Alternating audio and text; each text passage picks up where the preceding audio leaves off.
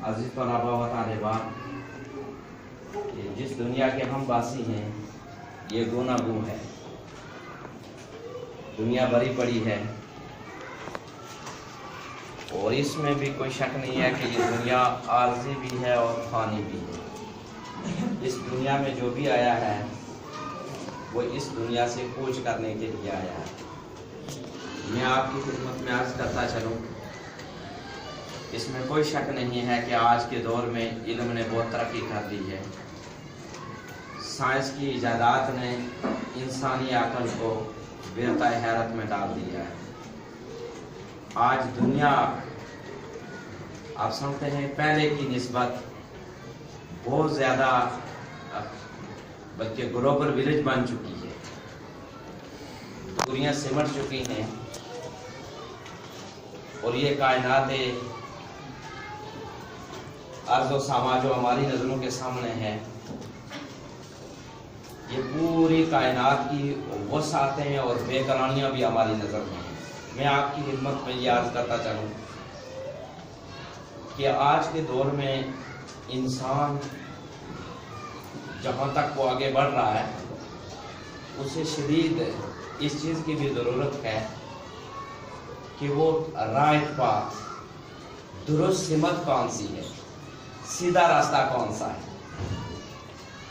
सबसे पहले मैं आपको मुबारकबाद देता हूँ। मैं आपकी इस मादरे इल्मी में मैंने कदम रखने से पहले भी मालूमात कलेक्ट की और यहाँ भी मैं आया। आपके मोहतरम प्रिंसिपल साहब, प्रिंसिपल शिराज साहब, इस इदारे के एमडी और आपके मुअज़्ज़ज़ असातिज़ा कराम से तो मेरी मुलाकात नहीं है, लेकिन जो माहौल मेरी नज़र में गुजरा, जो मैंने देखा, जो मैंने सुना और जो कुछ मैं आपसे कहना ये चाहता हूँ कि ये सभी बहुत अच्छे मुझे लगे। जो आपका मादरे इल्मी है ये भी बहुत अच्छा है। जो आपके प्रिंसिपल साहब हैं बहुत ही मुस्बत सोच रखने के वाले इंसान, हमदर्द हैं और साहिब अखलाक।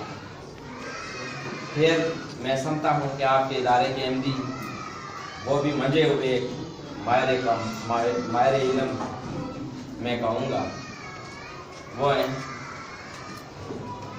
और आपके इदारे के मुकम्मल डिसिप्लिन को देखकर मैं आपसे अर्ज़ ये करता चलूँ, क्या आपके इदारे के डिसिप्लिन को देखकर मुझे रश्क आया।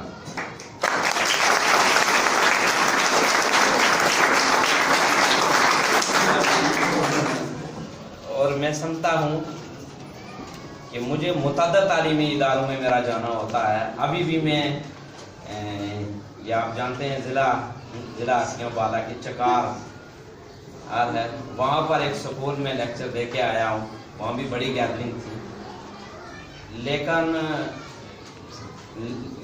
मैं आपसे अर्ज़ करता चलूँ, जो डिसिप्लिन, जो तालीम के साथ वाबस्तगी और जो प्यार, जो मोहब्बत आपके प्रिंसिपल साहब की बातों से मुझे लगा, इदारे के माहौल से लगा और आपके दरमियान अपने आप को पाकर लगा कि मुझे बहुत कम तालीमी इदारों में मिला। ज़्यादा आपको मुबारक।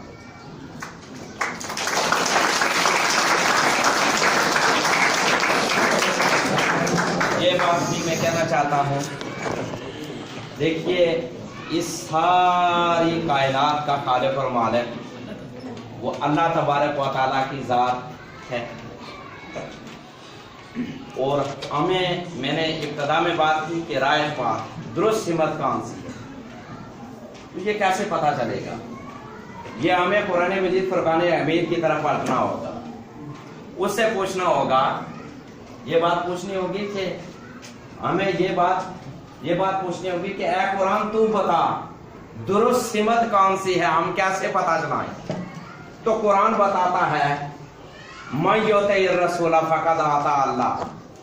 अगर तुम दुरुस्त सिमत जाना चाहते हो तो फिर तुम्हें ताजदार कायनात सल्लल्लाहु अलैहि वसल्लम की बारगाह में आना होगा।